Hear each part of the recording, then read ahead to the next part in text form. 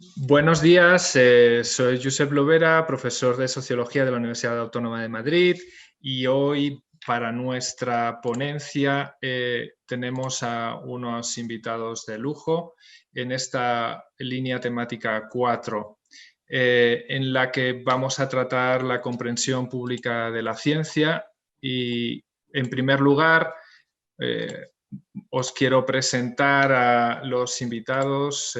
Disculpad un segundito, las cosas del directo que se pasan estas cosas. Bueno, nuestros invitados para esta sesión de hoy de confianza, comunicación, valores y emociones en torno a la gestión de la pandemia son, en primer lugar, la profesora Eva Youth de la Universidad Hebrea de Jerusalén. La profesora Youth es internacionalmente reconocida por su trabajo sobre el impacto del sistema económico en la vida personal y emocional, así como la teoría crítica aplicada al arte y la cultura popular. Es muy largo su currículum, por lo tanto, solamente voy a destacar sus últimas obras publicadas en castellano, que son Intimidades congeladas, Las emociones en el capitalismo, en 2007, publicado por Katz, El consumo de la utopía romántica, El amor y las contradicciones culturales del capitalismo, también publicado en Katz en 2009, y La salvación del alma moderna, terapia, emociones y la cultura de la autoayuda, de Katz, de 2010. Además, también ha publicado ¿Por qué duele el amor?, una explicación sociológica, en 2012, y es coautora de Happycracia, cómo la ciencia y la industria de la felicidad controlan nuestras vidas, en 2019, y por fin El fin del amor, una sociología de las relaciones negativas, en 2020. Ha recibido numerosos premios y estamos muy contentos de tener a la profesora Youth con nosotros. Thank you very much for accepting our invitation. También tenemos a la profesora Fernández Zubieta, que es profesora de Sociología en la Universidad Complutense de Madrid, licenciada en Sociología, doctora en Humanidades por la Universidad Carlos III de Madrid y Master of Science en Public Policies for Science and Technology and Innovation de la Universidad de Sussex. Obtuvo el premio Geoff Oldham a la mejor tesis y ha trabajado, como sabéis, en investigación, docencia, análisis político y en numerosas investigaciones sobre políticas públicas en I+D+I y recursos humanos de ciencia y tecnología. También muchas gracias, Ana, por estar hoy con nosotros. Y por último, un investigador en la Universidad de Bristol, que se llama Alexis Bedoya, que ha investigado en la securitización del discurso sobre salud global, específicamente en Estados Unidos, considerando el desarrollo de tecnologías biométricas y de biovigilancia globales. Sus líneas de investigación se centran en salud global, biopolítica y biovigilancia, y creo que puede ser una combinación muy interesante de las tres perspectivas para ver cómo la ciencia se ha comprendido, cómo se ha interpretado, cómo ha afectado nuestras vidas, cómo las tecnologías también han irrumpido en nuestras vidas durante la pandemia. Esta es una mesa redonda y vamos a hacerla en inglés. From this moment, during this first part, while Professor Youth is with us, we are going to talk in English, and we were to share our discussion around the main changes produced by the pandemic in our daily lives, and which are the social impacts that it had. So let me start with a question for Professor Youth.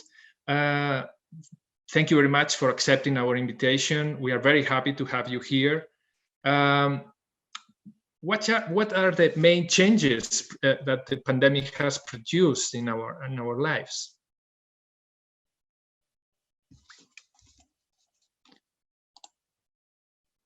Sorry, we cannot hear you.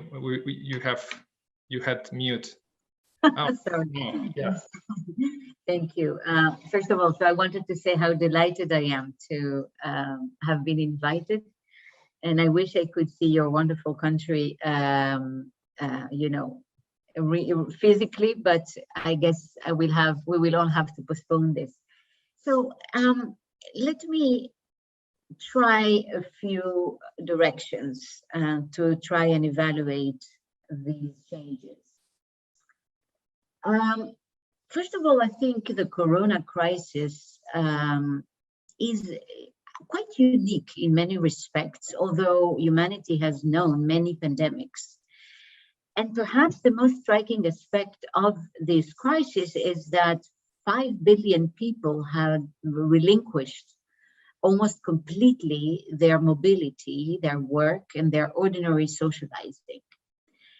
The fact that billions of people became confined made this crisis, I think, a truly new one, because it made it into a planetary event, the first maybe of its kind, that was lived and shared as a common disaster. Now, I say this because let's remember that the so-called Spanish flu pandemic, there were no national lockdowns, not even a planetary, of course, not a planetary lockdown. And even though, you know, there were restrictions, etc., I don't think the planetary lockdown is something that was known, really.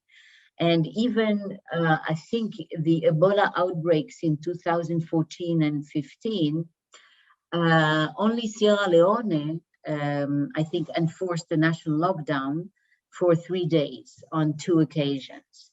So what, you know, one has to really be struck by the novelty, and what was so novel was the incredible level of homogeneity of the handling of this crisis, which involved, in fact, an enormous role to expert knowledge, continuous media coverage, continuous use of social media, and policies which brought back the state really to the foreground of politics. So I would say, you know, so my first thing, the first element of this crisis is that we have experienced at one and the same time very strong nationalism, in the sense that many countries, maybe the majority of countries, just closed borders, and there was an immediate closing of borders. And there was at the same time a handling of the crisis at an international level, with a sharing of knowledge, for example, scientific knowledge that happened in an international level. And so, so the first element would be, as against what had been happening, let's say, for the last 20, 30 years, in which the state had taken the back seat and the neoliberal policy had come to really dominate the economic and political agenda.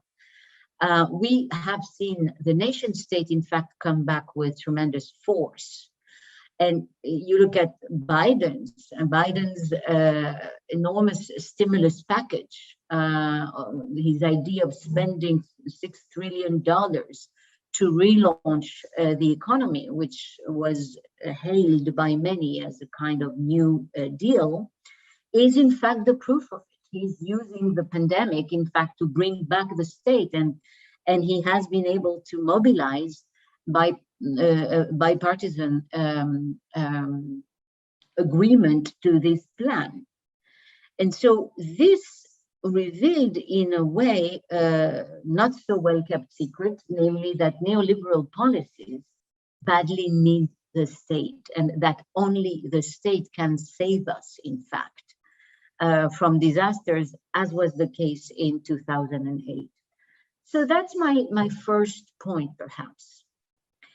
My second point, and it goes in a different direction, is that we have seen inside the economic field some actors becoming or accumulating a strength that is simply mind-boggling. So, of course, I'm talking about pharmaceutical groups, those who hunt down the COVID-19 vaccine.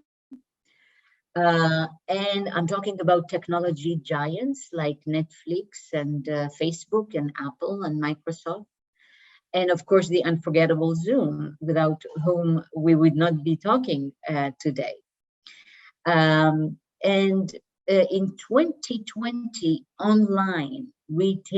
the online retail platform Amazon reported a net income of $21 billion, which was up from an $11 billion the previous next year. So $10 billion only in 1 year. So what this means, I think, is, and here I think Naomi Klein's thesis about what she calls the new screen deal is probably quite important. And what she calls the new screen deal is this idea that increasingly federal states will use and rely on these big corporations increasingly. For example, in school curriculum, they will adopt and make the penetration of these internet technology-based societies much more present, and they will interweave much more seamlessly the two. So high tech and the state are going to be, I think, a part of the fabric of governance, of what I would call governance. So that would be maybe the second impact. Now, the third impact, and we can speak about this more if you want, is, of course, it's obvious, but it's in the importance of the home. And the fact that many corporations discovered that it was cheaper for them to save on space and everything that comes with it, and all the services that come with having workers on site. So there is going to be, I think, a fairly significant shift to remote work from home. But also, you know, we have seen an extraordinary boom in the real estate market in many places, and especially in the so-called smaller cities, countryside.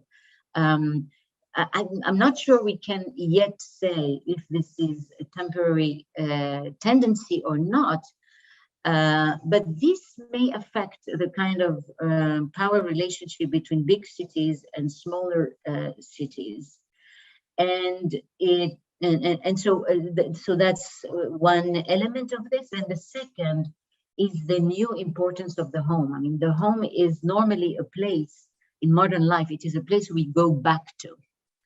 And many homes are conceived like that, as places people go back to.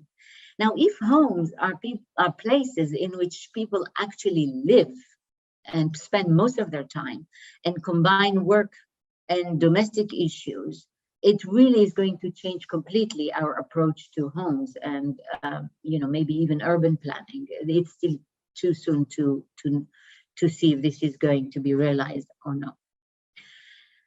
Now, I would say that, again, I say this very cautiously because we don't know what will happen in 2-3 years.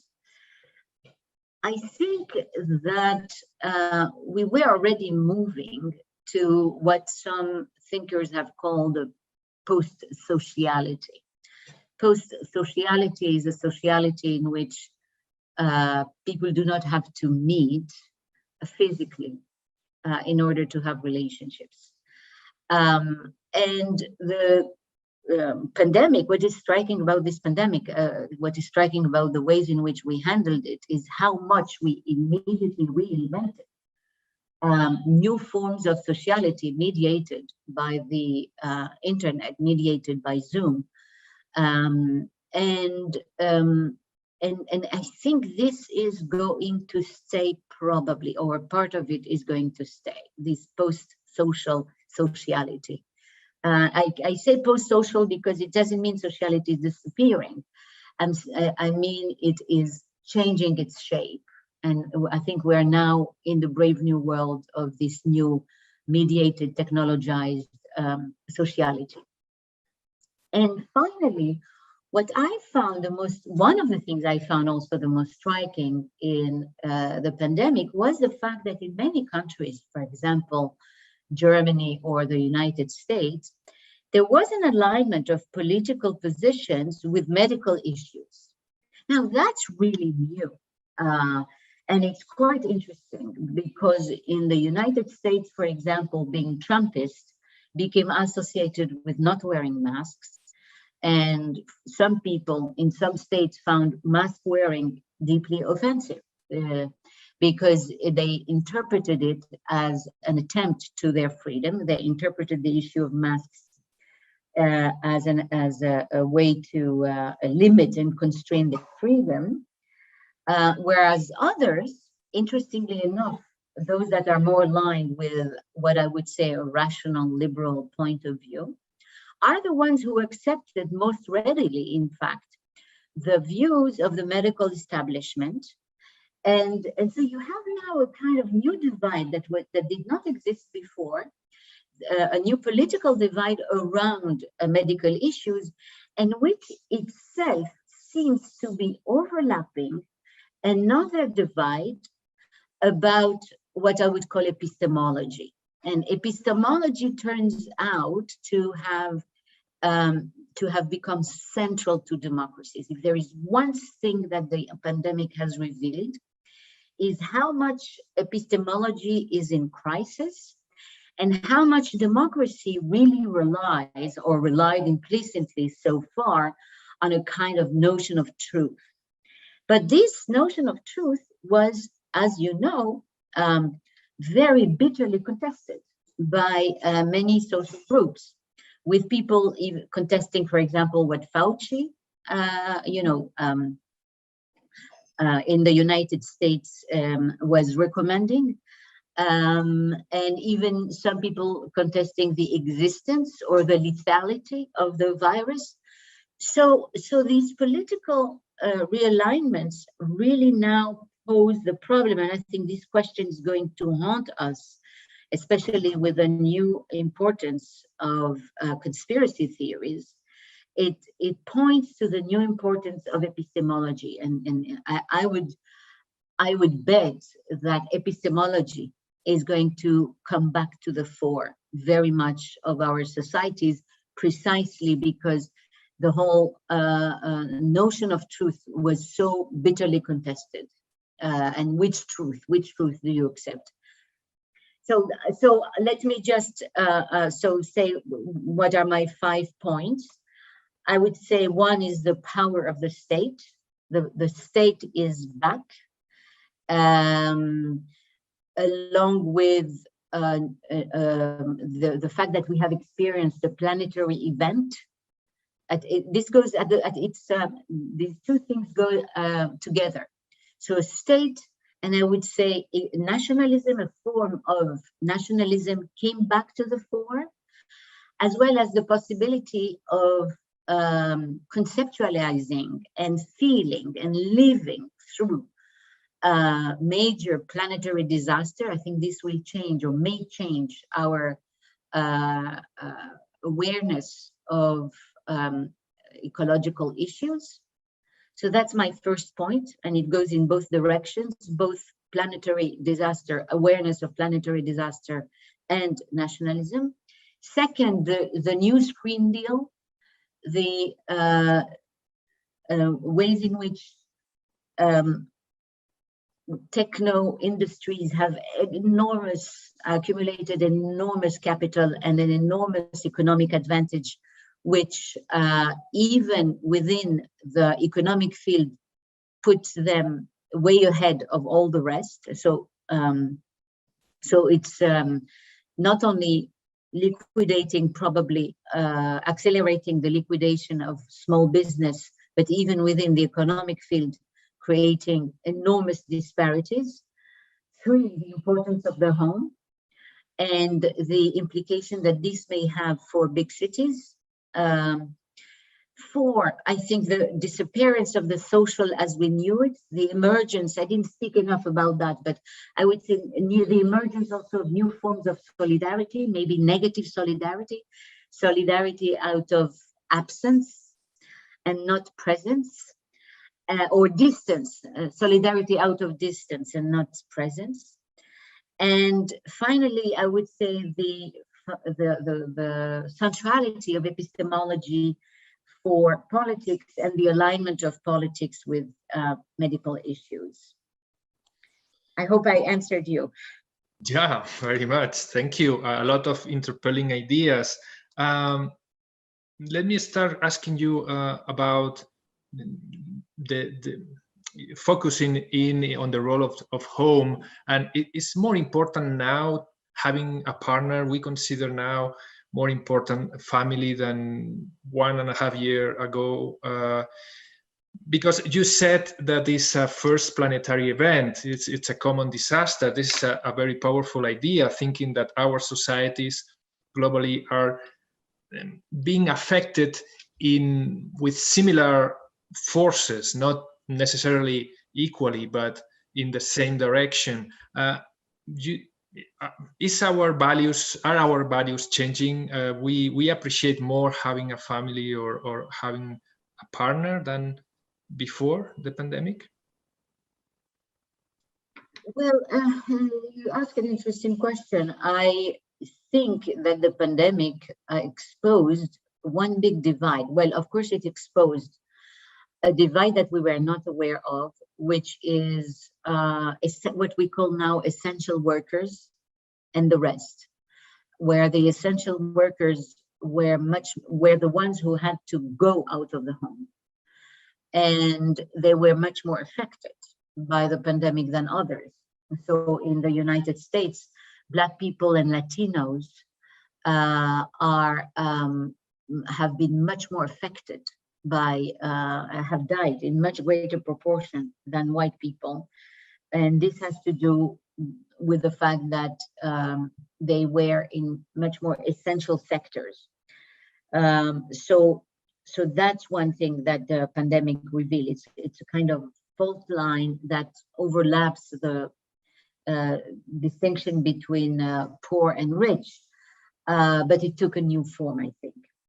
And then the second is, I think, a distinction, a social difference between single people and people in partnerships. Now, this is a distinction we are aware of, but about which we usually do not really think in terms of inequality. And unless we denounce the stereotype against, say, single women, that's almost a cliche of feminist scholarship to denounce the fact that a single woman will be stigmatized for not having a man, define her or protect her. But the pandemic, which forced many people to be on their own, for example, to face disease on their own, or to live days on end and weeks on end on their own without the possibility of socializing, which, of socializing in the leisure sphere, which is often quite central to the lives of many single people. So this really created, again, I think, a fault line, a real distinction between people who were in partnerships or in families of whatever kind, with parents or with children or with sisters, and people who, for some reason or another, could not rely or could not be in such frameworks. And that, I think, really shows that loneliness has become a social issue. Great Britain many years ago already created a ministry of loneliness. Scholars have written about what's called the epidemics of loneliness in the United States. But this was never really, we never thought of social groups as divided along this dimension. I think the pandemic really made this much more blatant, this distinction between those who had a built-in network of support at home and those who didn't. And this, I gather, this should be probably also an issue that we should think about sociologically and in terms of policy as we try to emerge from this crisis. Thank you very much. I have another question, but I will remind our followers in YouTube that they can ask in the chat that we have there directly to Professor Youth. I found very interesting this point about the post-sociality. Are there winners and losers in this stage of post-sociality? What are the dangers that this new situation can derive? Well, you know, the thinkers of totalitarianism, I'm thinking about people like Hannah Arendt or Adorno and Horkheimer, had an image, you know, of, or asked, how is totalitarianism possible? And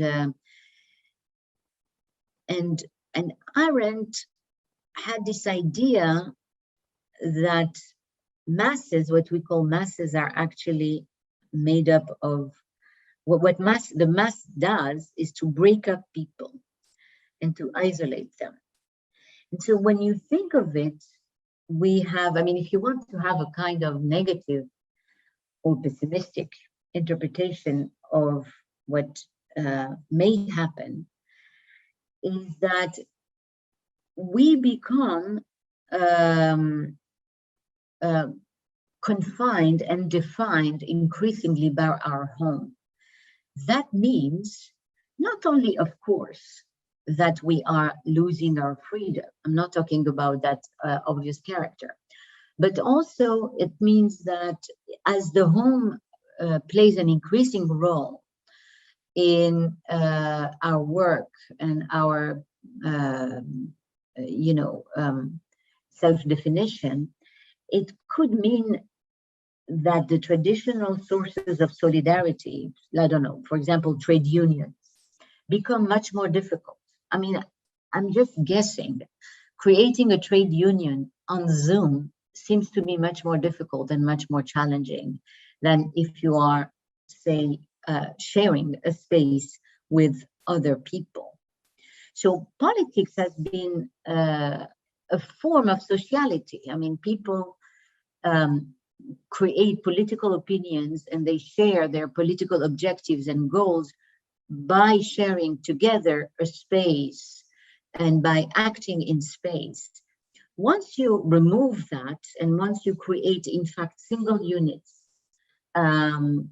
individuals that are defined and that live mostly, for example, in their homes, then you create the conditions of fragmentation that make much more difficult political solidarity, for example. And you create a truly kind of hybrid between human actions and technologies. And I think this can, I mean, you asked me about the dangers. I think this can lead to considerable weakening of what we have called the political dimension of social life so far, because politics is about a public space, and a home is by definition private. And so in privatizing in such a way social life, you are also emptying it from its public content. So that, for me, is the biggest danger in those tendencies. And the winners are those who already win. As I said, you know, I view personally Amazon, really Amazon. I view it as an enormous threat on humanity today. because it has an unreasonable economic power, because it is reasserting forms of work discipline that had disappeared. It has very, very strong control over the workforce. It is antagonist with trade unions. And so Amazon is, for me, a very dangerous social force, which is now a monster that cannot be controlled by anyone. It's a giant. How are we going to control it? I have no idea. Thank you. I found very interesting also the reference to Arendt and the totalitarian regimes, and it reminded me a recent study of the International Monetary Fund about the social repercussions of pandemics and other similar, saying that after pandemics we usually see an increase of social unrest. They have analyzed more than 100 countries and saying that how the livelihood of social unrest increase after a pandemic. So at the beginning of the debate, you were saying that this is the first planetary event, a common disaster. So if we extend this logic to a planet with a more livelihood of social unrest, maybe some regions can be less stable, and also the power of the state is stronger. So are we going to dangerous times? Are we walking into dangerous times where this post-sociality, this fragmentation of the public, with the social media where polarization, filter bubbles, maybe we are going to collide in different regions of the world? Well, that's possible. I'm a bad predictor of the future. But I mean, you know, the George Floyd riots, protests were actually, I mean, of course, there were others in the history of the United States, Ferguson, for example. But these had a particular strength, and I believe it had to do also, it could not have been disconnected, entirely disconnected from the fact that African Americans had suffered so badly from the pandemic. And in Israel, I would say that the pandemic also, what it did is expose, in a way, the social contract. You know, I think in places where the social contract is well enforced and where people trust their institution and their state to care for them, then I would probably say I would not expect actually these unrest to happen. For example, Australia, and even, you know, to a certain extent, I think France. But I think that the pandemic exposed the level of trust or mistrust that people have in their government and in the state institution. And so I would say, if I go back to the example of Israel, that the fact that the state did not enforce the lockdown on ultra-Orthodox and let the ultra-Orthodox enjoy yet another privilege. It's a population which enjoys already an enormous amount of privileges, I think has created a level of mistrust from the government, which in fact, you know, eventually brought it down. And I mean, there was a change of regime, one may say. And Netanyahu had to back up and leave. So I would say for me, the most fundamental dimension would be what is the level of trust that the citizens have towards their institutions and towards their handling of the institution, the handling of medical emergency, state of exceptions issues. Thank you very much, Professor.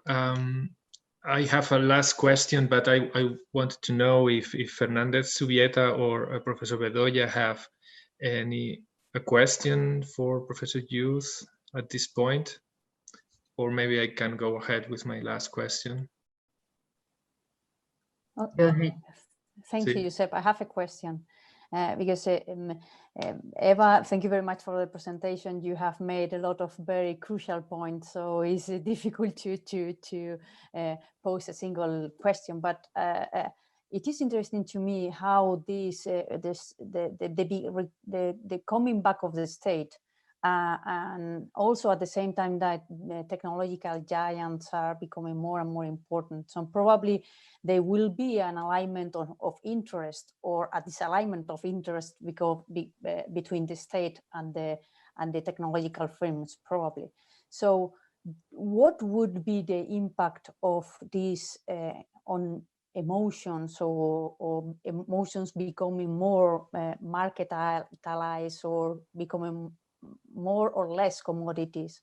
I don't know, maybe it's a broad question from a very macro issue and the relationship between a micro issue and identity. But I was, as you raised the issues, I was thinking about the relationship between these two processes.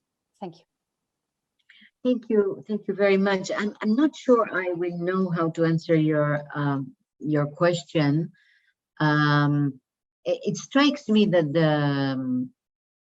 I mean, if there is an emotion that was commodified and used, and which was at the center really of the both political and economic process, is anxiety and fear, which, you know, is, in fact, fear is, it's an interesting emotion because it is, if you follow Hobbes, it is supposed to be the founding emotion of the liberal compact, of the liberal social contract. You know, men are afraid of each other, and in order to stop the state of fear, they make a contract and they create the state which will protect them. At the same time, in liberal societies are defined by the fact that they should not be based on fear. And in fact, the ways in which we distinguish democracies from other regimes is that these other regimes create fear. That's why we call them terror regimes. The terror regimes, you know, terror is actually an emotion. But there is one case in which fear becomes really the basis of democratic politics. It is when the lives of people is in danger, as in a state of war, or as here in a state where your body is threatened. So fear, it seems to me, is the emotion that stands at the center of this, with this unresolved or dual character that it has in liberal democracies. It is also, on the one hand, what enables people to enter in a social contract, but it is also what a democracy should not use, except in states of exceptions. Now, so fear would be, I think, the main or the dominant emotion that we had to deal with. But also, as I said before, I think there was a level of uncertainty and loneliness that we have never known. I mean, uncertainty is sociological category in itself. Most of the time, we are only doing things in frames that are certain. We know the rules, we know the outcome, we know how to behave. And here we had to handle a state of complete uncertainty, and we're still in it in a way, for a very, very long time. The handling of uncertainty strikes me as really new in a way. I mean, this particular form of uncertainty, namely, we stay at home, we don't know when it's going to end, really. We don't know who is dangerous, who is not. So that to me is a second form of, I would say, emotional state that pervaded most of our societies, which, if has provoked also a massive need in mental health services, whether or not these mental health services will know how to deal with these emotions. I don't know, but I would say that really anxiety, and I just want to add this, in a state of war, you can say, well, countries go to war, but we have social recipes for war, because in a state of war, there's a clear separation between the people who are in danger, the people who stay back, and the people who stay back help each other. And in many cases of war, the life in the cities continues in a state of war.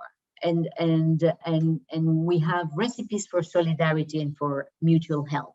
We know, I mean, we just do what we know to do. In this case, we had to redefine completely the notion of solidarity. Solidarity had to break down because distance and absence were in fact what was demanded from us. So I would say that we did not even have those traditional forms of neighborly solidarity, which we normally have, which is why I think this crisis was so taxing for our cultural and psychic resources. Thank you very much. Professor Bedoya, do you have a question? Yes. Also, let me read one of the questions in the chat from our colleague, Rubén Díez. Have we learned from our errors? Could we act differently in the future pandemics? This is a question for Professor Youth from the chat. And also, if Alexis, if you want to pose your question. Yes, thank you very much. Well, I would like to hear your comments on. You've talked a lot about all the different things, all the new things, all the disruptions that the pandemic has caused already, right? But I would like your thoughts. I would like to pick your brain in a sense about all the continuities, because in my view, perhaps how the pandemic has developed has exposed like very structural, the very fundamental fault lines of how our societies are constructed. In a sense, I see colonial politics very much entrenched in the responses, in the narratives, globally, nationally, towards the pandemic. I see, as you mentioned, the concentration of enormous capital in corporations. But you can see also, I don't know, the gender dimension of the pandemic, in the sense that violence against women at the home, you know, how the reproduction of the dominant roles of how we think about men and how we think about women, who who's responsible for taking care of the home, who's responsible for the emotional labor. It has, in my view, has showed us a lot of continuity. So I would like you, if you could comment on the continuities of. So thank you. I would not talk about continuity. I understand, of course, there is continuity. I mean, a crisis works in such a way that, on the one hand, it breaks down existing structures, but it can do that only by, so to speak, making them even more apparent and more obvious.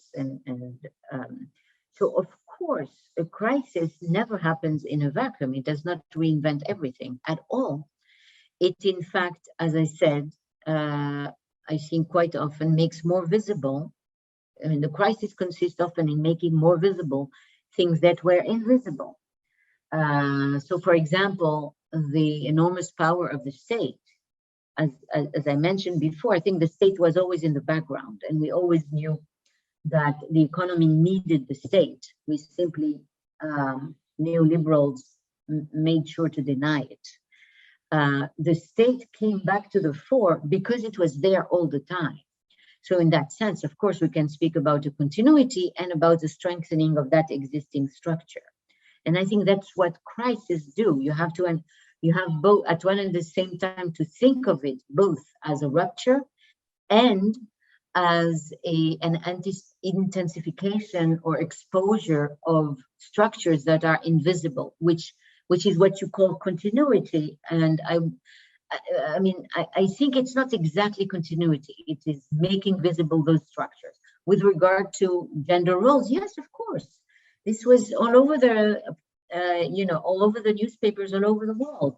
Namely, that women, when they went back to, when everybody was stuck at home, had to, take care of cooking, cleaning, and schooling children all the time that they were actually trying to keep working and through Zoom and being present in their workplace. And by the way, we know also that much more women became unemployed than men as a result of the crisis, and that many women have decided since then also to go and work part-time. This was also one of the outcomes, by the way, of the pandemic.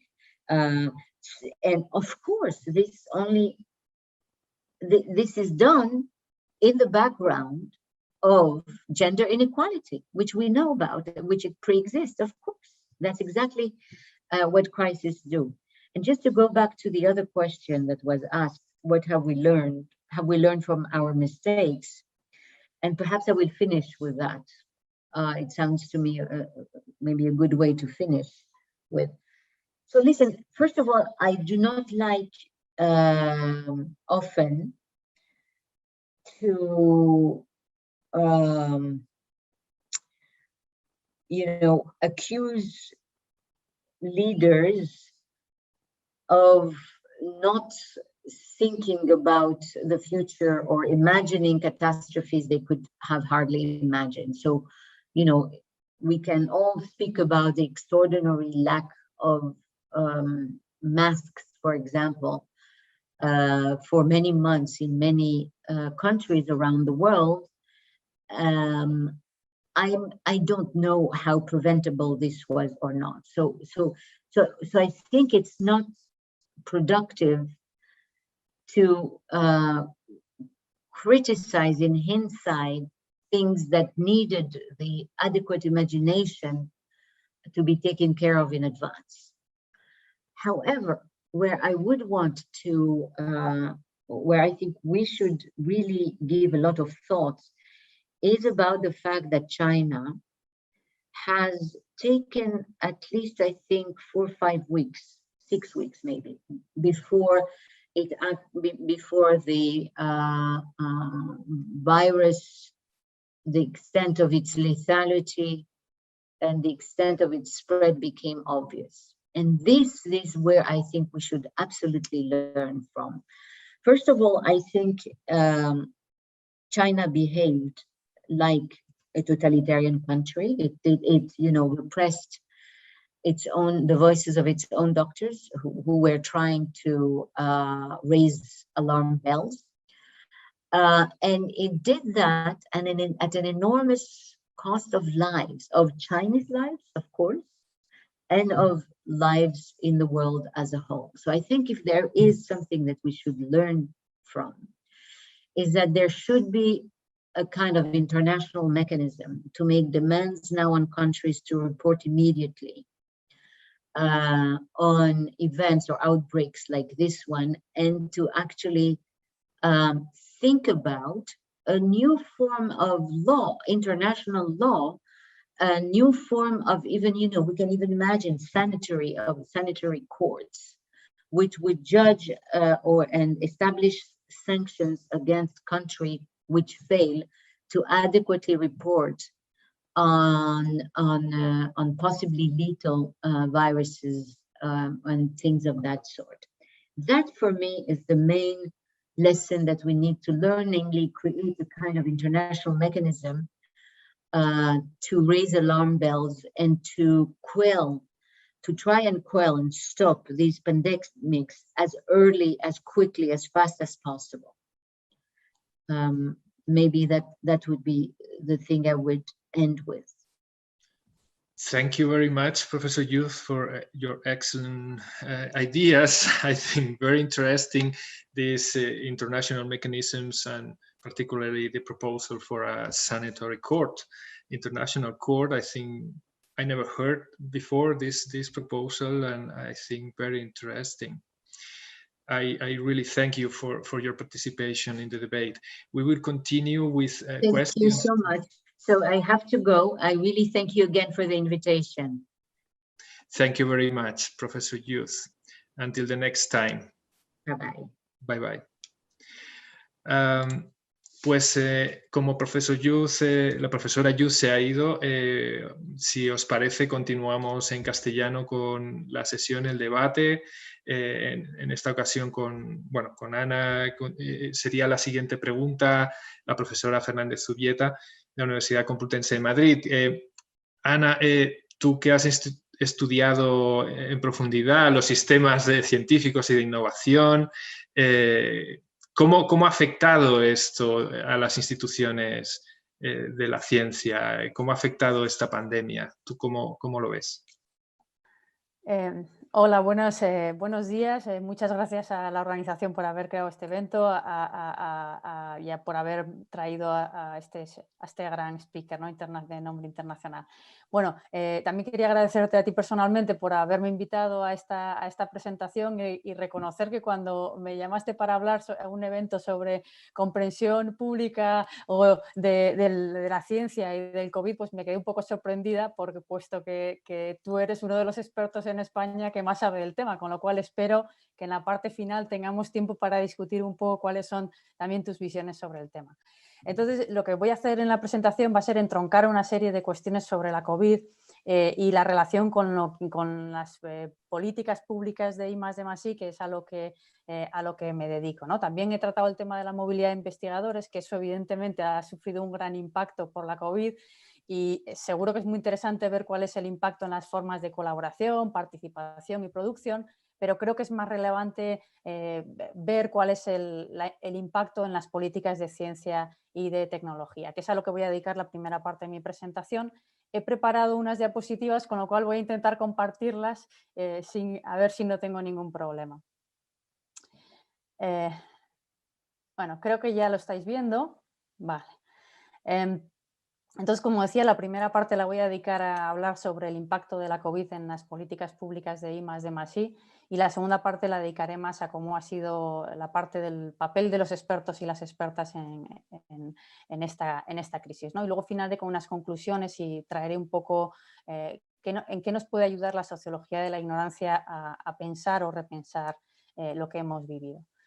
Con respecto al primer tema, a las políticas públicas de I+D+I, lo que hemos visto o estamos viendo es una tendencia hacia una transformación hacia unas políticas más ambiciosas y sostenibles. Unas políticas de I+D+I era una idea que ya estaba ahí, no es algo que haya traído solo la COVID, pero venían mencionándose con distintos conceptos como políticas orientadas a misiones, nuevas políticas industriales o políticas de innovación transformadora. Eso ya estaba ahí con distintos acercamientos, con distintos ejemplos de políticas. Y estas nuevas políticas vienen a constituir lo que Scott y Steinmüller denominan como el tercer paradigma en política de innovación. El tercer paradigma que surge o que sigue a lo que era el primer modelo, que seguían las primeras políticas de I+D, ¿no? Que era lo que se conoce como el modelo lineal, en el cual las políticas estaban pensadas para, bueno, sobre todo ayudemos a la ciencia para que genere conocimiento y luego el conocimiento se trasladara a la sociedad por medio de invenciones, ¿no? En torno a los años 60 surge el segundo marco en el cual las políticas se centran más en fortalecer los sistemas de I+D+I, mejorando las relaciones entre los distintos agentes por medio de las relaciones entre la universidad o las empresas o creando espacios para mejorar estas comunicaciones, como podrían ser los parques tecnológicos. Entonces, en la actualidad estaríamos en ese tercer marco en el cual las políticas de I+D+I aspiran a dirigir un poco más la investigación y las innovaciones hacia abordar los grandes retos sociales y medioambientales a los que nos enfrentamos, ¿no? Puesto que no tenemos mucho tiempo, pues es necesario, digamos, dirigir más esos esfuerzos. Esos esfuerzos que se entroncan en grandes retos o se entroncan en los objetivos de desarrollo sostenible. Bueno, los distintos marcos, o más que paradigmas, son marcos y conviven entre sí, mejor que los paradigmas, sobre todo en ciencias no multiparadigmáticas como es la sociología, pero bueno, hay como una especie de tendencia, ¿no? Bueno, ¿qué caracterizan a estas nuevas políticas? ¿Por qué la COVID puede ahondar en esta tendencia? ¿Y qué tiene que decir la sociología al respecto? Son muchas cuestiones muy amplias, pero voy a intentar responderlas de manera simultánea e inevitablemente de forma un tanto genérica. ¿Qué caracterizan a estas nuevas políticas? Lo primero que destacaría es que, en tanto a misiones, destacaría dos aspectos, ¿no? El primero es que están entroncadas entre objetivos muy específicos y definidos en torno a retos sociales. Y en segundo lugar, que tienen un marco temporal definido. En tanto que políticas transformadoras, destacaría que aspiran a mantener o hacer las cosas de una manera diferente, a cambiar la manera en la que producimos, en que distribuimos y que consumimos, y también la manera en que pensamos los problemas. ¿Por qué la COVID puede ahondar esta tendencia? Bueno, en cierta medida el sistema de I+D+I durante toda la COVID ha actuado como bajo un paradigma de misiones, ¿no? Con un objetivo muy claro, que era acabar con la pandemia encontrando una vacuna para ello, y con un objetivo temporal que era lo antes posible. Y en ese sentido, esta manera de actuar de los sistemas ha sido un éxito, puesto que se ha encontrado no solo una vacuna, sino varias, y en un tiempo récord considerando otras invenciones de vacunas, ¿no? Pero sí que es verdad que ha sido en un contexto político e institucional favorable, y especialmente favorable cuando consideramos la situación de países con sistemas de I+D más débil como España, ¿no? En concreto, ¿cuáles han sido esos contextos favorables? Pues la ruptura o la relajación del Pacto de Estabilidad, que no sabemos cuánto va a durar, pero sí que es verdad que había afectado mucho a las políticas de I+D en España, que han sido tradicionalmente bastante continuistas, cíclicas, que podríamos decir, y poco ambiciosas. Habrá que ver también cómo influye el desarrollo de los fondos y la implementación de los fondos del Next Generation. También quería un poco preguntarme hasta qué punto o cabe preguntarse hasta qué punto la actuación del sistema de I+D+I bajo la COVID ha actuado bajo bajo la aspiración de transformadoras que se le pide a estas políticas, ¿no? Y porque en cierta medida la COVID ha sido como lo que Taleb denominaba un cisne negro, ¿no? Un evento muy poco probable pero con un gran impacto. Y ahora todos estamos de acuerdo que ha tenido un gran impacto al corto plazo, y la gran pregunta es cómo va a impactar en los sistemas a largo plazo y cómo va a impactar en los sistemas más débiles como es, por ejemplo, el español. Y en este sentido, cuando vemos cómo ha actuado el sistema durante la COVID, es verdad que se parece que ha actuado bajo el paradigma de misiones, pero se parece más al viejo paradigma de misiones en lugar del nuevo, más similar a pongamos al hombre en la luna que no a limpiemos de plástico los océanos, ¿no? Que es por un ejemplo de las misiones europeas. Y en este sentido de conseguir que las políticas de misiones sean también transformadoras, creo que la sociología tiene algo que decir. Puesto que para que realmente sean transformadoras lo que necesitamos es una transformación de los sistemas sociotécnicos y la diseminación de las innovaciones de tal manera que consigan cambio social. Cuando hablamos de sistemas sociotécnicos hablamos de actores, hablamos de prácticas, hablamos de instituciones, hablamos de la interrelación de las mismas y de tecnologías, obviamente, de una manera que den lugar a cambios amplios, ¿no? Hablamos de procesos de aprendizaje, procesos de socialización y también procesos de legitimación. Es importante crear consensos en torno a las misiones que se fijen en las distintas sociedades, cosa que no es fácil, como hemos visto con casos como, por ejemplo, las políticas sobre la carne hace pocos días, ¿no? Ahora pasaría un poco a la parte de los expertos y las expertas y cuál ha sido el papel en esta crisis. Y aquí voy a retomar la distinción clásica de Brooks de políticas de ciencia y ciencia en políticas. En las políticas de ciencias era lo que está hablando la primera parte, y la ciencia en políticas tiene que ver con todo el asesoramiento científico a los gobiernos, que sería todo el papel de los expertos. Hay que reconocer que en España este tema no se ha estudiado demasiado y lo que voy a presentar aquí está basado en publicaciones de reflexiones que se han hecho desde el punto de vista sociológico y algún caso específico de estudios sobre asesoramiento, pero no hay mucho todavía. Entonces, un poco viendo la gran movilización de expertos que ha habido, creo que hay varias cuestiones que son importantes. Unas que tienen que ver con toda la organización de la expertise. Dónde estaban localizadas, la composición, la autonomía de los distintos comités de expertos. Por lo que vemos, ya solo saber cómo se ha organizado es importante, pero parece que y ver cómo se han manifestado los distintos estilos nacionales de organización, ¿no? Hay alguna evidencia anecdótica de las diferencias entre los distintos del asesoramiento experto en los países nórdicos. Otra cuestión que también resulta muy importante, todos los procesos de legitimación y deslegitimación, ¿no? No solo los gobiernos han utilizado a los expertos y las expertas, también lo han hecho los medios y también la ciencia evidentemente no es ajena de intereses. Por último, me gustaría un poco también destacar esas cuestiones que tienen que ver con las cuestiones normativas y epistémicas y es, por ejemplo, algo tan básico como cambia lo que se considera esencial de un país a otro, ¿no? De esta primera parte deslizaría una pregunta que podemos abordarla, dejarla para el debate si hay tiempo, y es hasta qué punto esas distintas articulaciones de expertos en la toma de decisiones políticas ha afectado o no a la credibilidad de la ciencia, si ha resultado una mayor o menor ambivalencia con respecto a cómo se considera la ciencia.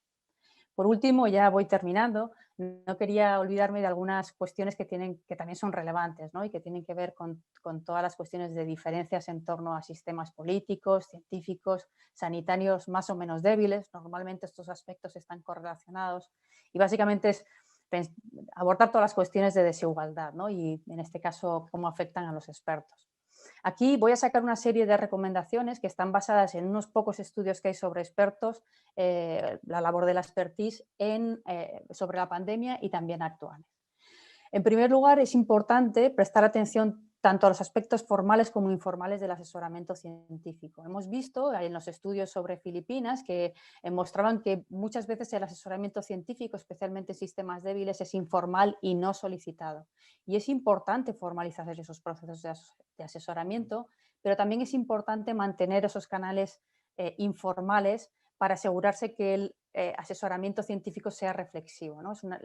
El asesoramiento de expertos es una labor consciente e incierta y es importante garantizar esa reflexividad a través de los canales informales. Esto lo vimos, por ejemplo, en Fukushima, cómo estos canales informales habían resultado determinantes para garantizar esa reflexividad. En esta misma línea, la transparencia del asesoramiento científico es importante. Ligado con estas cuestiones de los canales informales están unas nuevas dinámicas que hemos estado viendo en los distintos países, y es como la ciencia de datos actuando como ciencia ciudadana. Científicos y científicas que manejan datos como han diseminado bastante información con respecto a la pandemia, lo cual nos recuerda que además de transparentes es importante que haya datos en abierto, que sean manejables, que sean de calidad y que estén disponibles. Por último, todo lo que tiene que ver con los expertos y expertas de la sociedad civil, lo que normalmente se denomina contra-expertise.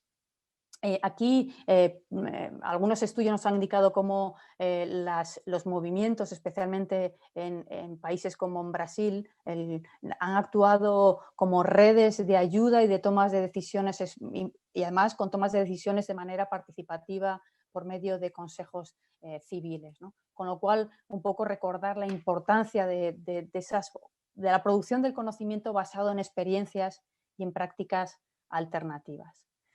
Ya en las conclusiones, simplemente pues recordar que para esa tendencia hacia unas políticas transformadoras está ahí, pero que necesitan de apoyo, y no solo apoyo económico y político, sino también, muy importante, de la creación de consensos y la importancia de los procesos participativos para crear estos consensos en torno a misiones. En segundo lugar, que es importante también concebir el papel de los expertos de una manera amplia, no solo como una justificación de la toma de decisiones, sino su papel también para la construcción de estos consensos. Y luego ya por último, recuperar un poco de la otra cara de la moneda, que era de la sociología del conocimiento, que es la sociología de la ignorancia, ¿no? Nos estamos preguntando mucho hasta qué punto los países que gestionan mejor su conocimiento, sus expertos, han reaccionado mejor. También me parece importante plantearse hasta qué punto los países que se han relacionado mejor con sus ignorancias, con la falta de certezas, pues han tenido una respuesta más acertada. Así que con esto ya terminaría. De nuevo agradecer a todo el mundo por darme esta oportunidad. Gracias. Muchas gracias, Ana. Has tratado muchísimos puntos cruciales. Yo me quedo, mientras Alexis, creo que él querrá hacerte alguna pregunta. La verdad es que hay un par de cosas que me gustaría también saber tu opinión, o varias cosas. Hay un problema que, bueno, se ha referido Yuz antes, ¿no? Como el problema epistémico, y concretamente en lo que tú estabas hablando, en la dificultad de introducir también las ciencias sociales en cómo se debe organizar o el sistema científico. A veces nos encontramos con un problema. Es un problema que nos encontramos muchas veces en sociología o en otras ciencias sociales, ¿no? Porque cuando analizamos la sociedad, pues nuestro vecino dentista, con todo el cariño a los dentistas, pues dice, bueno, mi experiencia de la sociedad no es esa, yo conozco la sociedad, yo estoy rodeado de sociedad, ¿no? Nuestra vivencia cotidiana de la sociedad nos hace dudar muchas veces de las conclusiones o deliberar. En cambio, con un físico o un químico no solemos entrar en cuestiones sobre sus conclusiones. Los que y las que trabajáis en políticas de sistemas de innovación y de ciencia, ¿no os encontráis con un efecto parecido con los científicos que hacen ciencia y por lo tanto están acostumbrados a decir, yo estoy rodeado de ciencia, yo sé cómo funciona la ciencia, ¿no? ¿Por qué alguien desde fuera me va a explicar cómo debería hacerse la política científica? ¿Ocurre algo de esto? ¿Cómo se podrían superar estos retos?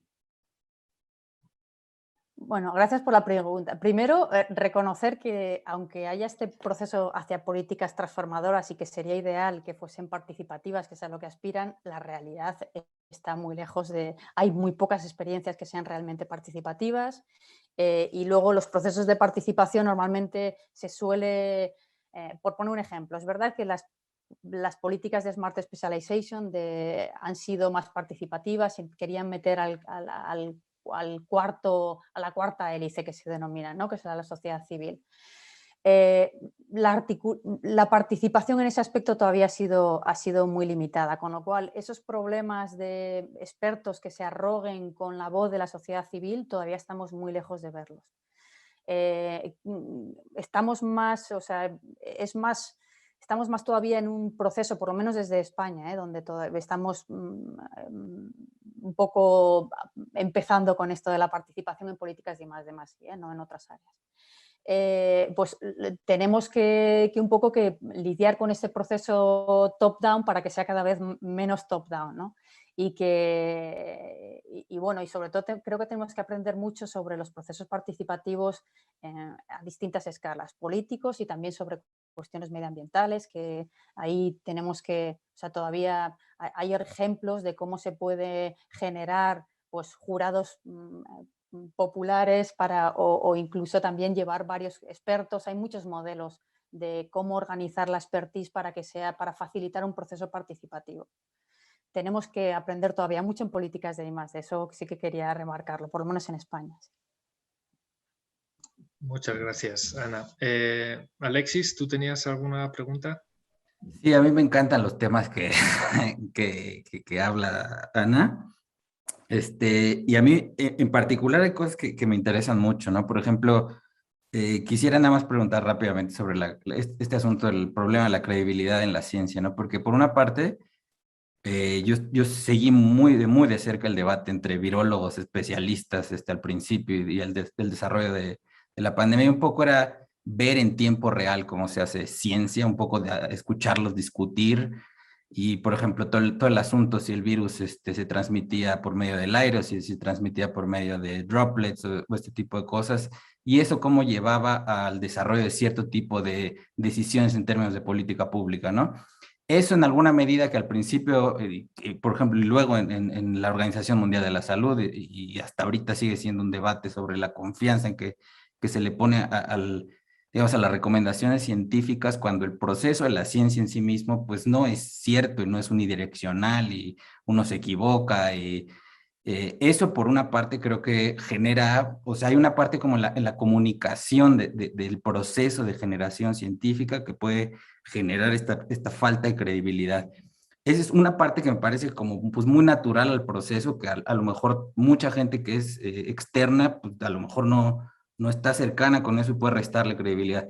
Pero hay un polo completamente distinto que tiene que ver con digamos, la politización, un poco lo que refería, me gusta mucho esa distinción de cómo se usa políticamente la ciencia para justificar políticas públicas completamente inadecuadas, ¿no? Y eso lo hemos visto perfectamente en el caso de Trump en Estados Unidos, lo hemos visto en el caso de Johnson en el Reino Unido y yo que sé, y aquí en Latinoamérica, en México ha sido espantoso, ha sido catastrófico el uso, cómo se ha justificado cierto tipo de políticas como no usar el cubrebocas, una cosa así, o en Brasil una cosa así. Entonces me gustaría nada más, no sé, o sea, si voy a comentar un poco en torno al problema de la credibilidad de la ciencia, cómo hay como muchas narrativas, hay muchos problemas como inherentes que en realidad tienen que ver mucho con cómo se comunica la ciencia al público.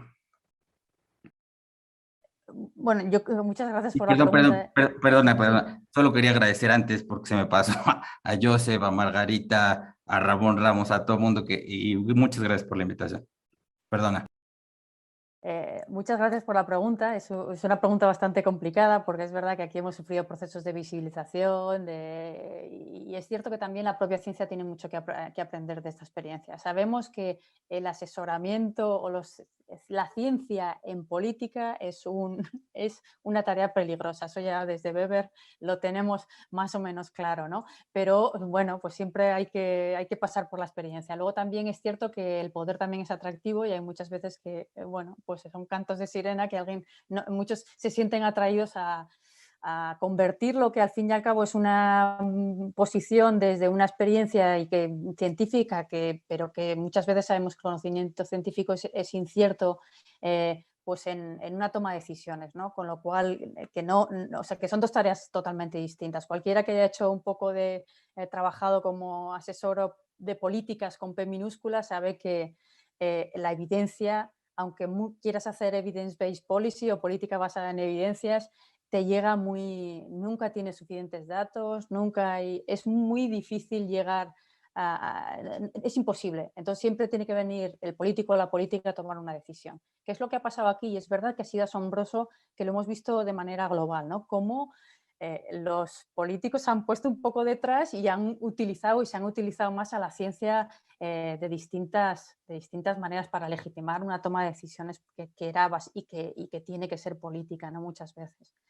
Entonces, ahora, ¿cómo gestionar esto? Pues no sé si a través de mejores ejercicios de comunicación o a través de cuestiones de herramientas más participativas. Ahí, no sé, transmitir a la gente que la ciencia es incierta no es fácil.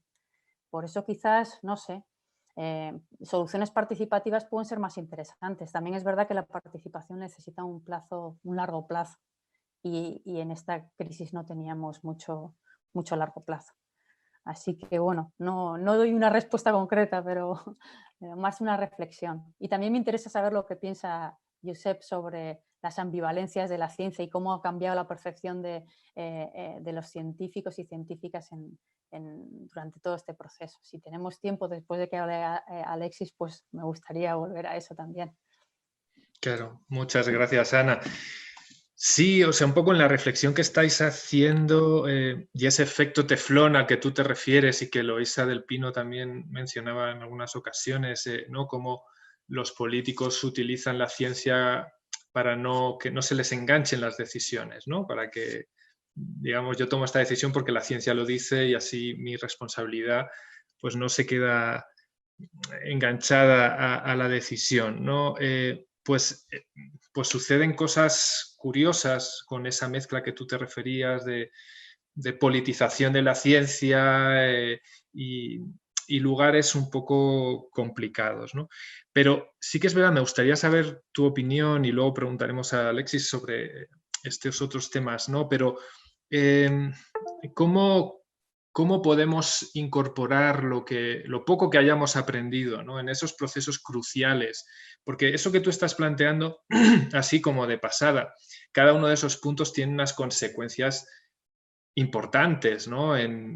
Incluso en vidas humanas, en este caso de la pandemia, ¿no? ¿Cómo somos deficientes a la hora de incorporar a las expertas y a los expertos?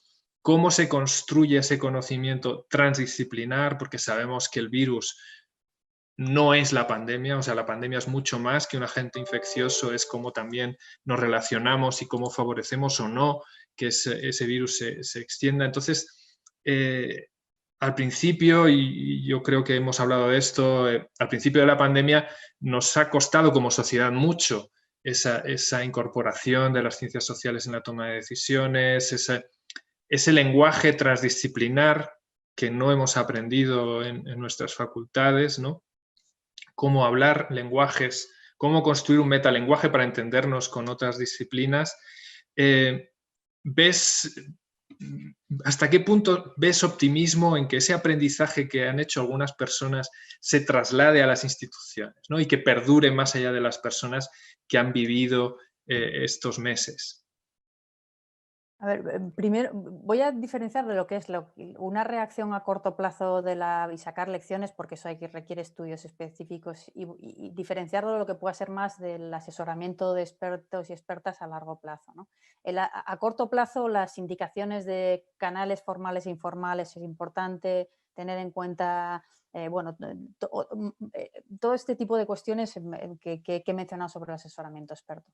Con respecto a configuraciones de asesoramientos de expertos más multiparadigmáticas, hombre, o de distintas disciplinas, eso también es fácil de implementar. Ahí el gobierno ha puesto, bueno, el Ministerio de Ciencia e Innovación ha hecho un grupo de expertos sobre la COVID y es multidisciplinar. No hay ningún sociólogo ni socióloga, pero están psicólogos, economistas, virólogos, o sea que esos grupos existen. ¿Hasta qué punto tienen influencia en el proceso político? Yo creo que requiere un poco más de estudio. No, en esta crisis creo que más de elaborar informes sí, pero hasta qué punto han sido tenidos en cuenta todavía no se sabe, ¿no? Recomendaciones más un poco pues, para largo plazo, ¿no? Yo creo que en este contexto que estamos viendo de retos, grandes retos a los que nos enfrentamos, sociales y medioambientales, en un contexto de politización o al que nos enfrentamos, también a la política le puede interesar generar mecanismos participativos para generar consensos. Creo que lo mismo que bueno, presupuestos participativos en un momento dado puede interesar también que se generalicen, y se vio que se generalizaban, creo que también puede llegar el momento en que a la política le interese también generar consensos, y para generar consensos necesitas distintas disciplinas, distintas expertise, y necesitas gente que sepa cómo canalizar cómo generar esos debates y esos consensos.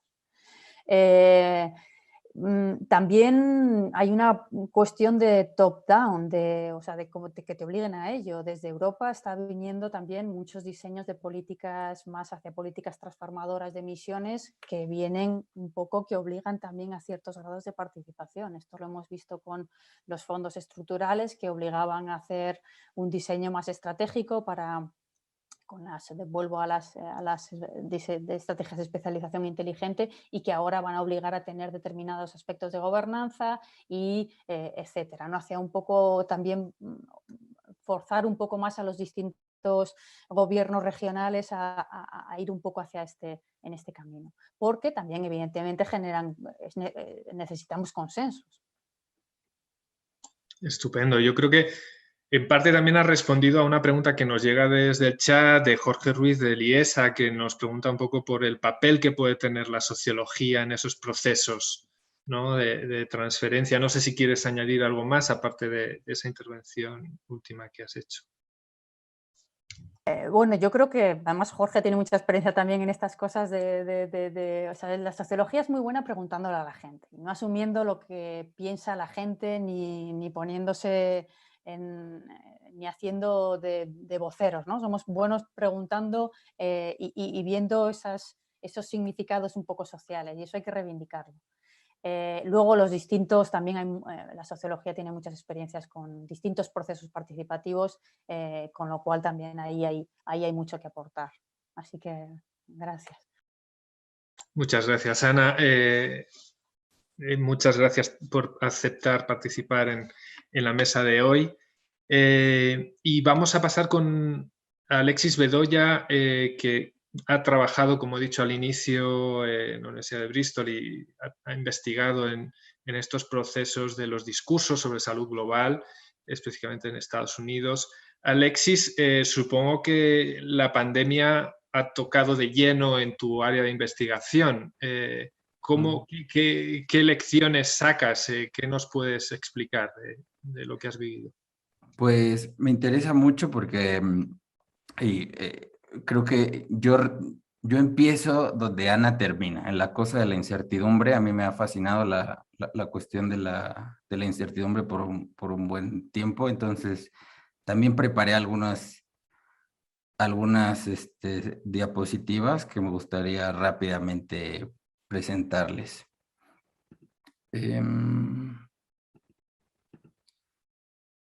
Entonces, como me decían, bueno, aquí un poco me invitaron a hablar de valores, ¿no? Valores no es exactamente mi tema de donde yo tengo mayor expertise. Yo trabajo más bien como sobre Science and Technology Studies, pero creo que se pueden hacer reflexiones muy interesantes al respecto de cómo la pandemia refleja una relación muy interesante entre incertidumbre, valores y desarrollo tecnológico, ¿no? Entonces, desde una perspectiva que estoy tratando de hacer muy sociológica, estoy intentando pensar mucho cómo desarrollar una especie de tipología que les quiero presentar ahora.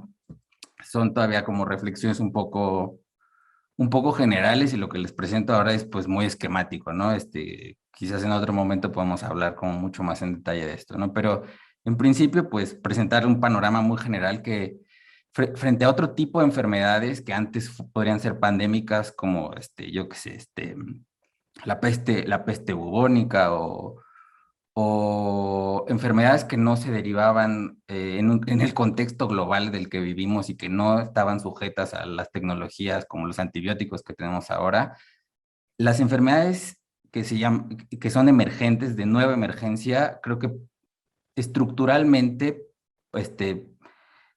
ponen como muy de manifiesto el asunto de la incertidumbre. Hay cosas que definitivamente no sabemos, hay cosas que no podemos saber con antelación. aquí vale la pena también como matizar la idea de la incertidumbre, ¿no? Hay el famoso teorema de Donald Rumsfeld, que es, hay cosas que sabemos, hay cosas que sabemos que no sabemos, y hay cosas que no sabemos, ¿no? Entonces hay como muchos grados de incertidumbre, pero lo importante que quiero decir ahora es que específicamente en las enfermedades de reciente emergencia no es posible tener como conocimiento preciso, el conocimiento que te sirve para incidir directamente. En el caso de la pandemia, por ejemplo, al principio fuimos capaces de ver casi en tiempo real, como no sabíamos el número de reproducción básica, cuánta gente infectaba, digamos, la capacidad diferencial de infectar el virus, cómo afectaba a poblaciones de manera distinta. Cada virus, en algún sentido, es muy distinto a otro, ¿no? No es lo mismo si hubiera sido una pandemia de SARS, o no es lo mismo si hubiera sido una pandemia de influenza, cómo hubiera afectado a la gente. Por ejemplo, una de las cosas que fue muy sorprendente aquí fue que no afectara a los niños, o que los afectara de manera a las regiones de edades, o los estratos de edades que son más jóvenes, los afectaba mucho menos que a los otros estratos, ¿no? Que por ejemplo con la pandemia de 1918 fue exactamente lo opuesto, ¿no? Afectaba justo a personas jóvenes, ¿no? Entonces, es importante también aquí mencionar que no todas las incertidumbres son equivalentes, ¿no? Dependiendo de cierto tipo de contextos y dependiendo del tipo de patógeno que emerja, que se vuelva potencialmente pandémico, que se vuelva efectivamente pandémico, no podemos decir que todas las incertidumbres, es decir, todas las cosas que no sabemos, son equivalentes. Y además creo que es muy interesante porque creo que estas reflexiones sobre la incertidumbre, porque se enmarcan mucho en lo que decíamos antes sobre que toda forma de ignorancia de alguna manera está enmarcada dentro de lo que sí sabemos, ¿no? Lo que no sabemos se resalta mucho a partir de lo que consideramos que sí sabemos, y esto es bien importante para pensar las políticas y las respuestas societales que damos frente a las pandemias. Entonces, yo he estado trabajando desde hace algunos meses en esta tipología muy peculiar que le llamo tecnologías del gobierno para el futuro. Es decir, no son estrictamente formas de prevenir una pandemia, sino más bien son racionalidades tecnológicas, racionalidades hasta cierto punto políticas, de lidiar con la incertidumbre, de lidiar con un futuro incierto. Y entonces yo hasta ahora diferencio 4, que por supuesto hay muchos, se entrelazan, se traslapan en algunos sentidos, no son absolutamente discretas, pero es una tipología, como cualquier tipología, tiene muchas fallas y es muy limitada, pero creo que es útil al menos para empezar, para pensar como cuáles son las diferentes respuestas en términos de los valores que ponemos en juegos. Déjenme contarles rápidamente esta tipología, que son 4 cosas. Primero, el principio de precaución, ¿no? ¿En qué consiste tratar de gobernar un futuro incierto a partir de la precaución? Yo digo que intenta eliminar de raíz las posibles causas de la incertidumbre, ¿no? Específicamente cuando no se tiene suficiente conocimiento del peligro en el presente. Se basa, o es decir, opera a partir de una lógica preventiva. Por ejemplo, hemos visto con todos los discursos de que no sabemos exactamente, o con todo el debate de que no sabemos exactamente cómo surgió el virus, pero hay una buena parte que dice, pues es que es el capitalismo que interviene de manera radical y que destruye los ambientes y que los medios ambientes, y que nos pone en contacto con especies indígenas, animales con las que usualmente no tenemos contacto. Entonces, uno de los puntos focales donde existe ese contacto son estos llamados wet markets. No sé si se traduce exactamente como mercados mojados, pero utilizando, digamos, el principio de precaución para tratar de gobernar un poco la incertidumbre, es decir, tenemos que hacer cambios radicales en nombre de la prudencia, entonces tenemos que cerrar completamente, ¿no? Esa es una posible aproximación. Otra posible aproximación para tratar de gobernar el futuro es la que ha sido característica desde el establecimiento de la epidemiología y la salud pública, digamos, como disciplinas más o menos científicas o más o menos ordenadas, tiene que ver con el riesgo, que el riesgo opera a partir del cálculo usualmente numérico, estadístico, del peligro. Y lo que intenta hacer cuando se utiliza el riesgo, digamos, como una tecnología para el gobierno de la incertidumbre, lo que se trata de hacer no es tanto como en la precaución, como evitar el futuro, sino más bien administrar las cosas que son las más peligrosas, ¿no? Por ejemplo, veíamos al inicio de la pandemia los modelajes, cómo se hicieron como muy importantes respecto a... Teníamos 3 escenarios, el escenario como de eliminación, el escenario de mitigación, y no recuerdo ahora el otro escenario, pero decíamos, si modelamos, si tomamos estrategias distintas, esta es la probabilidad de gente que pueda ser infectada, esta es la probabilidad de gente que pueda morir, esta es la probabilidad que existe de que nuestros sistemas de salud colapsen. Entonces, lo que intentas hacer con el riesgo no es necesariamente evitar que suceda, sino tratar de cómo manejarlo para que el peor escenario no ocurra, ¿no? Entonces, un poco el ejemplo que pongo yo ahí es en términos de desarrollo tecnológico, en términos de estas cosas, hay que mejorar, ahorita ya son increíblemente sofisticados los modelajes epidemiológicos, toman una cantidad de datos y utilizan inteligencia artificial y es impresionante, pero aún así un poco cómo prevenimos que la próxima pandemia no tenga las consecuencias tan devastadoras como esta pues hay que mejorar nuestra forma, nuestro conocimiento sobre los modelajes epidemiológicos. Luego, hay otra racionalidad, otro tipo de tecnologías de gobierno del futuro que se refiere al preparedness o a la preparación. Esto es donde yo me he especializado, sobre lo que dice el doctorado, que en realidad la lógica que opera detrás de la preparación es tratar de mantener un estado de alerta constante con el fin de responder rápidamente. Otra vez no intenta, como el principio de precaución, como prevenir las causas que originan, en este caso las pandemias, sino más bien acepta un poco como que acepta la idea de que no podemos controlar la incertidumbre, no sabemos cuál es el patógeno, no sabemos cuáles son las causas, no sabemos cómo va a afectar a diferentes grupos de personas, no sabemos muchas cosas y eso está bien. Lo que queremos hacer más bien es detectar rápidamente cuando algo extraño ocurre.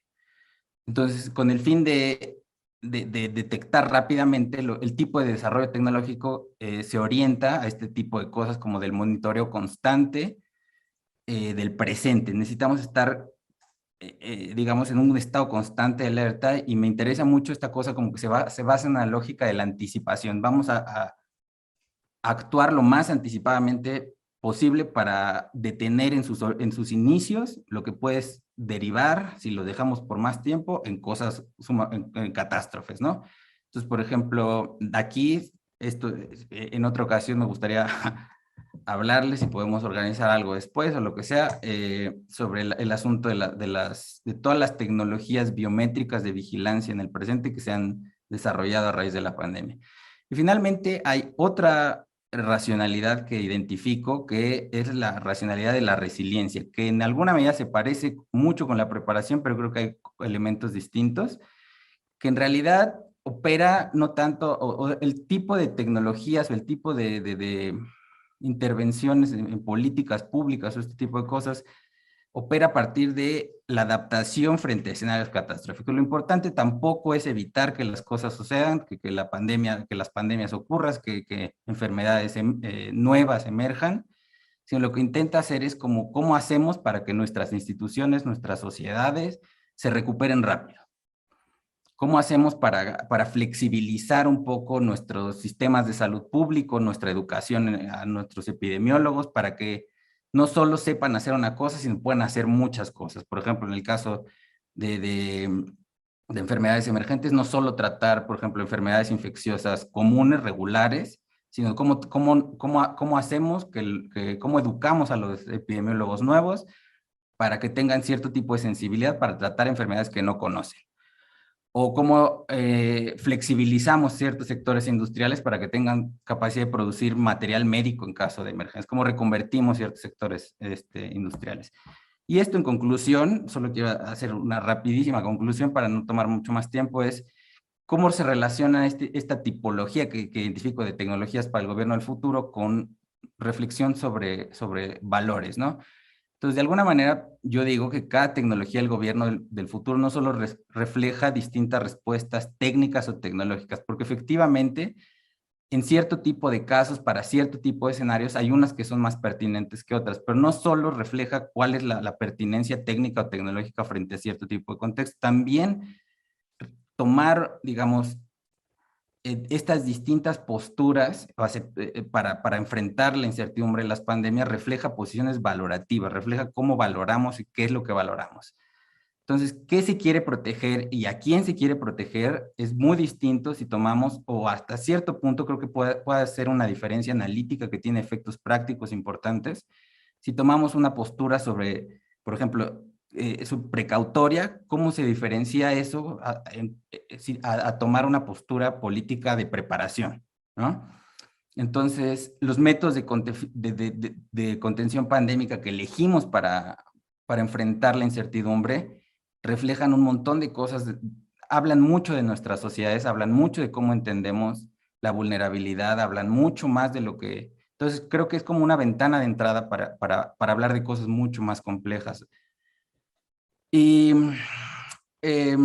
finalmente, pues,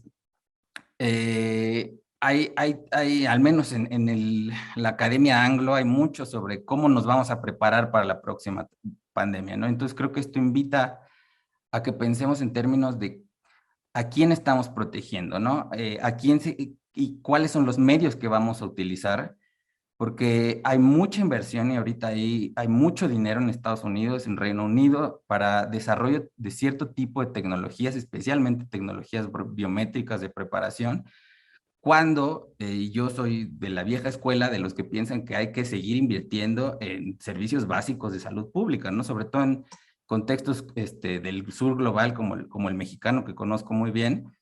Este tipo de innovaciones tecnológicas que se ven un poco como la respuesta a todo, en realidad son mucho más cuestionables porque en estos contextos esa clase de respuestas no solo reflejan que es inadecuado técnicamente, sino es inadecuado en términos de los valores que se ponen, porque reflejan como estructuras de poder que solo quieren, digamos, proteger a los que ya están mucho más protegidos socialmente. Y hasta aquí lo dejo y nada, muchas gracias. Muchas gracias, Alexis.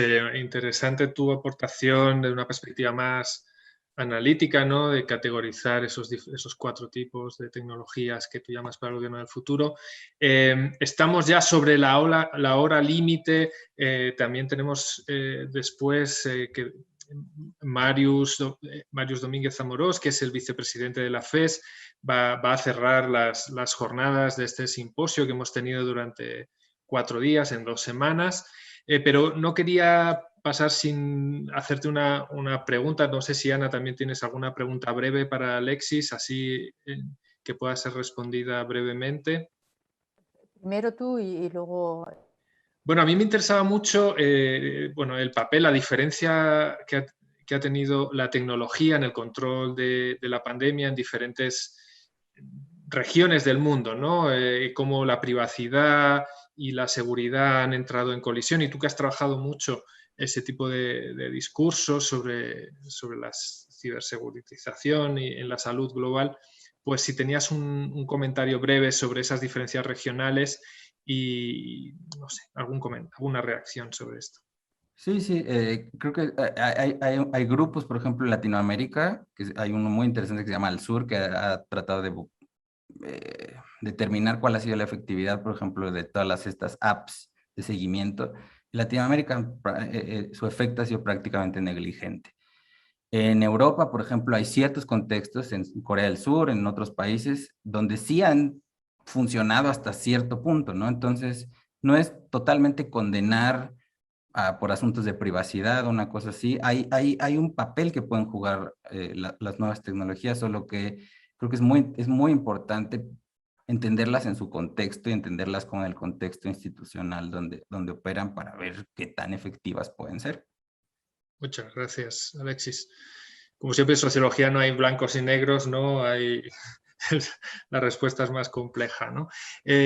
Ana, ¿querías tú añadir alguna pregunta? Bueno, simplemente un poco felicitar por la presentación porque me parece una tipología muy útil a la hora de discernir entre las incertidumbres y las posibles soluciones de ignorancia, ¿no? Porque y esa necesidad también de reivindicar sistemas sociotécnicos o la parte que siempre las tecnologías y la parte institucional van de la mano y muchas veces el solucionismo tecnológico nos hace pedir tecnologías cuando realmente son soluciones pues, institucionales, ¿no? Así que Alexis, encantada de conocerte y espero y seguimos en contacto. Un placer.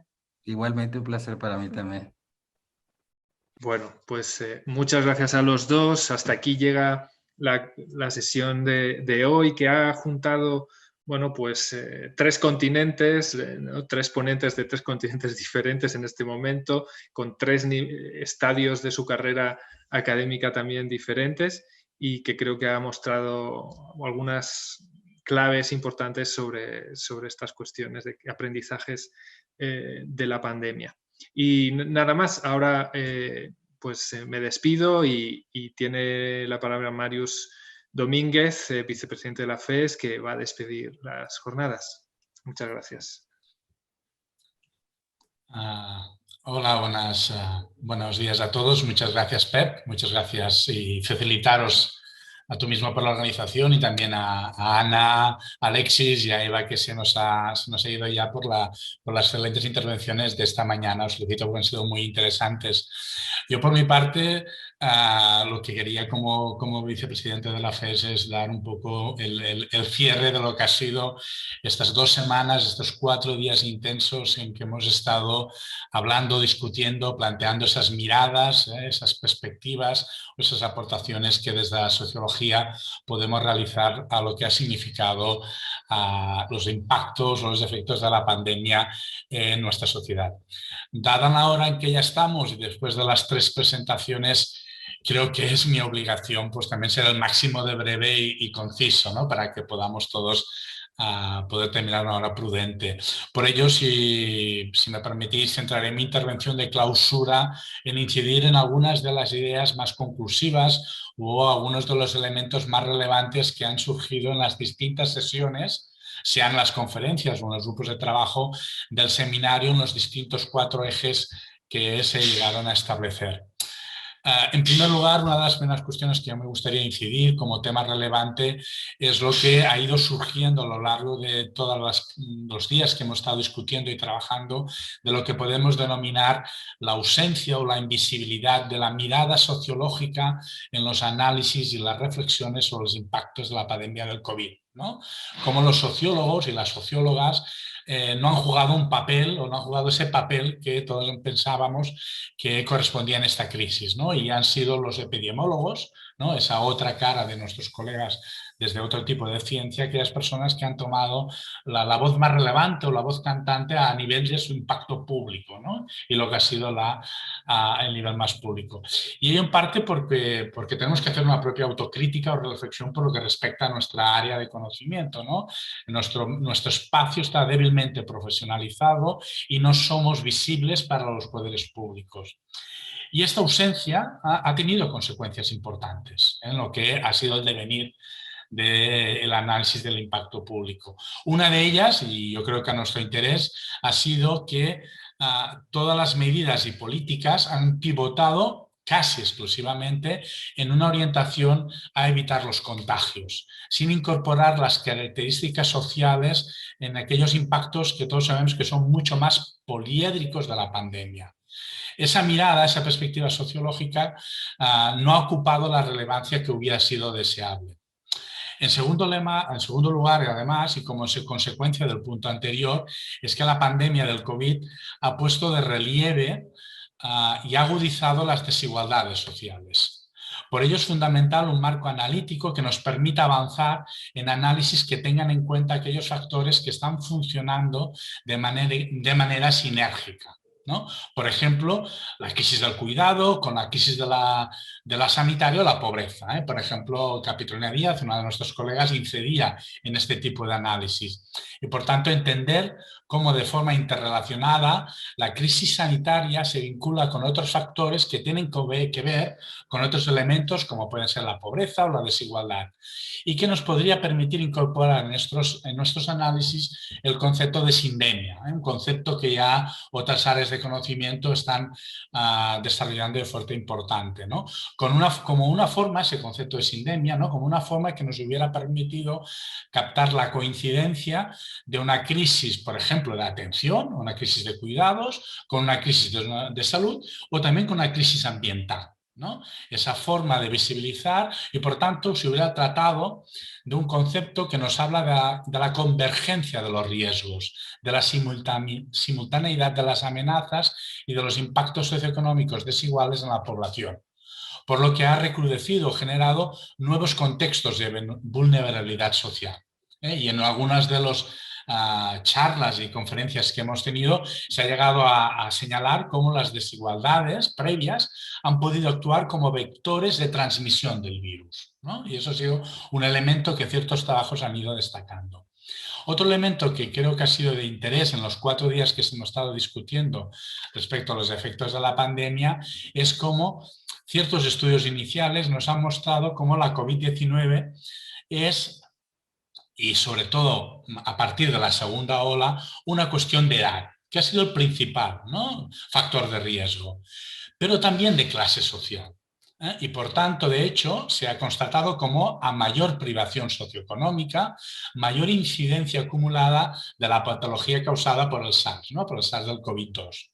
Como resultado, los grupos que ya sufren exclusión se enfrentan a unos mayores niveles de desigualdad que atraviesan la vida de las personas. Y estas desigualdades, además, son constructos interseccionales que atraviesan su vida, sus prácticas sociales y sus instituciones, y además están afectando al acceso a sus derechos y a sus oportunidades.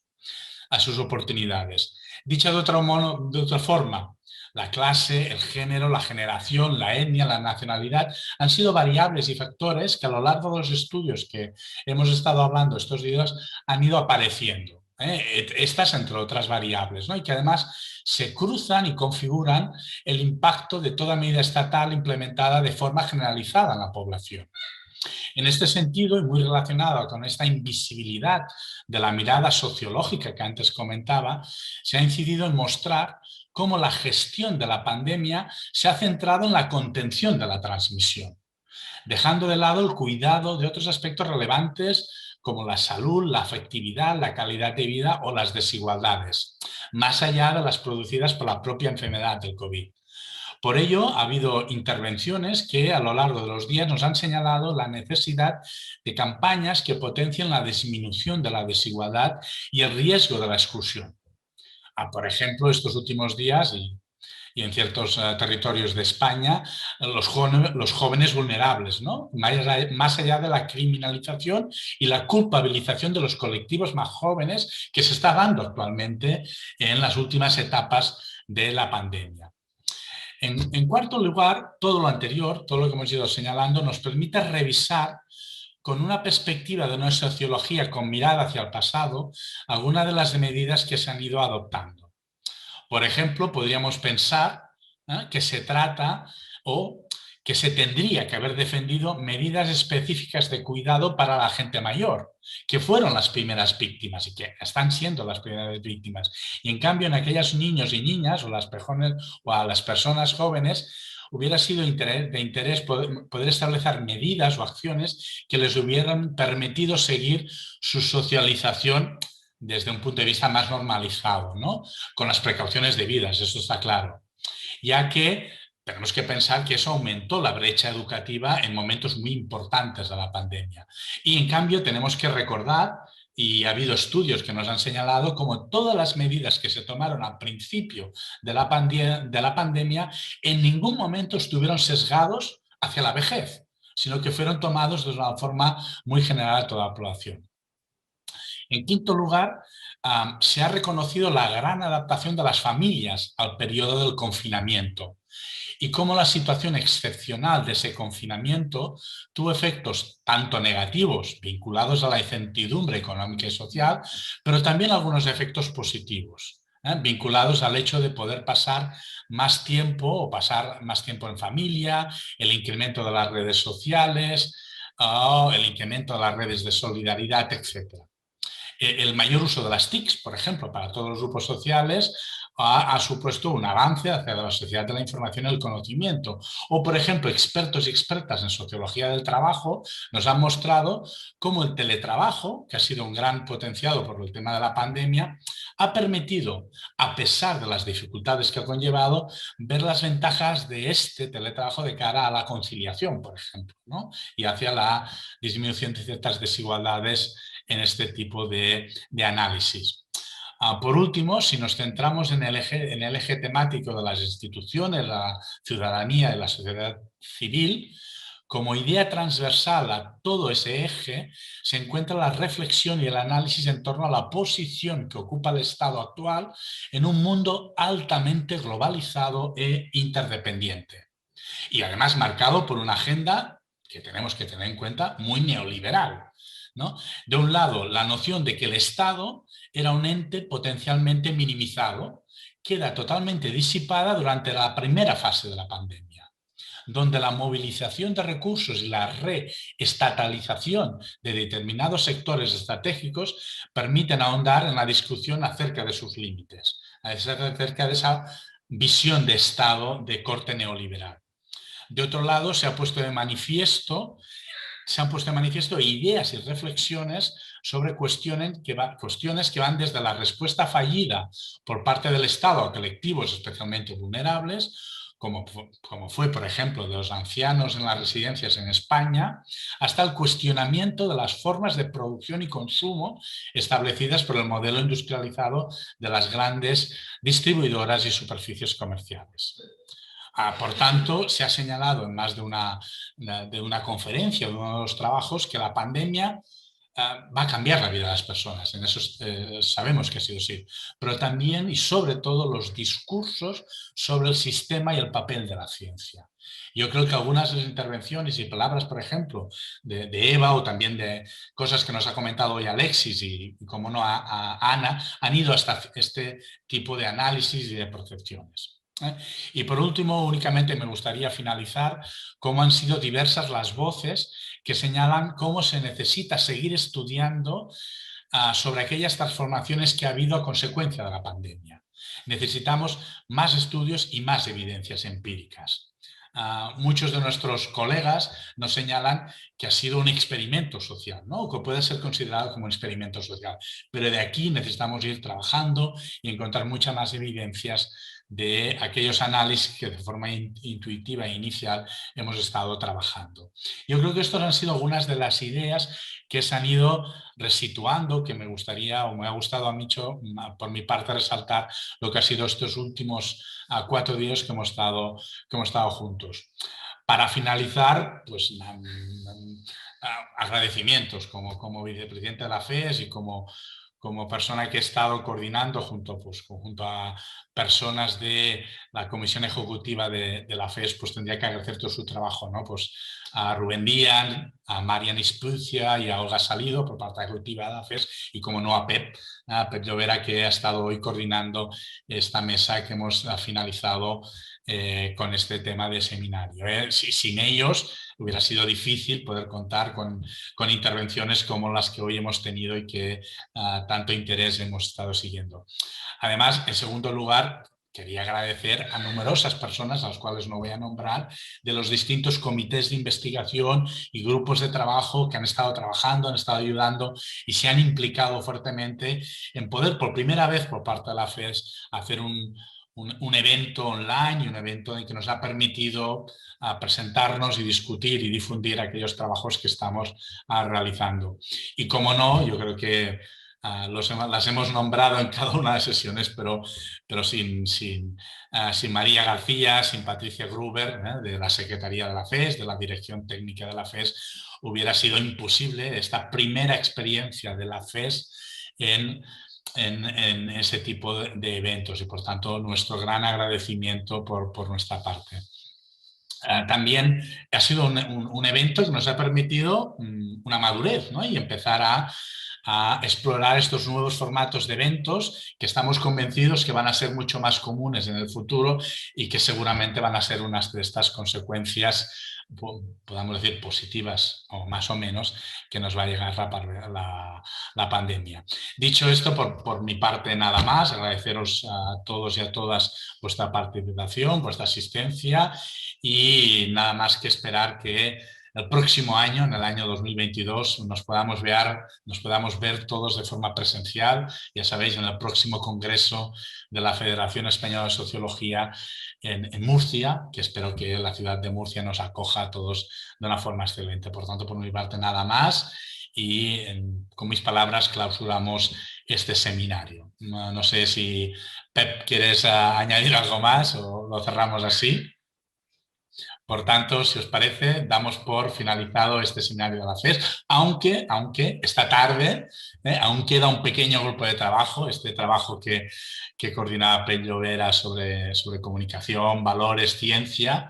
Ha tenido un primer grupo de trabajo esta mañana a primerísima hora y va a tener un segundo grupo de trabajo esta tarde. Por tanto, aún va a quedar un grupito de trabajo, pero sí que de forma generalizada, de forma institucional, damos por cerrada estos seminarios sobre los impactos con la mirada sociológica de la pandemia del COVID. Muchas gracias a todos y todas y un saludo enorme. Hasta pronto.